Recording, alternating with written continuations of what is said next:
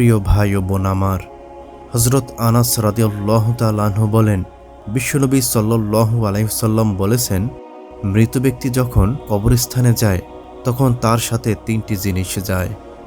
দুটি জিনিস ফিরে আসে আর একটি জিনিস তার সাথেই থেকে যায়। তার সাথে যায় তার পরিবারের সদস্য, সম্পদ ও তার আমল। তার পরিবারের সদস্য ও তার সম্পদ ফিরে আসে আর তার আমল তার সাথে থেকে যায়।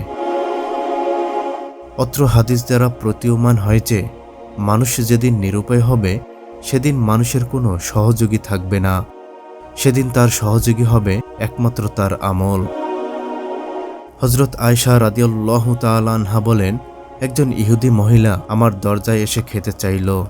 সে বলল, আমাকে খেতে দিন, আল্লাহ আপনাদেরকে দাজ্জালের ফিতনা ও কবরের আযাবের ফিতনা হতে পরিত্রাণ দিবেন। তখন আমি রাসূলুল্লাহ সাল্লাল্লাহু আলাইহি সাল্লামের বাড়ি আসা পর্যন্ত তাকে ধরে রাখলাম। বিশ্বনবী সাল্লাল্লাহু আলাইহি সাল্লাম যখন বাড়ি আসলেন, আমি বললাম, হে আল্লাহর রাসূল, এই ইহুদি মহিলা কি বলে? তখন বিশ্বনবী বললেন, সে কি বলছে? আমি বললাম, সে বলছে, আল্লাহ আপনাদেরকে দাজ্জালের ফিতনা ও কবরের আযাবের ফিতনা হতে রক্ষা করুন।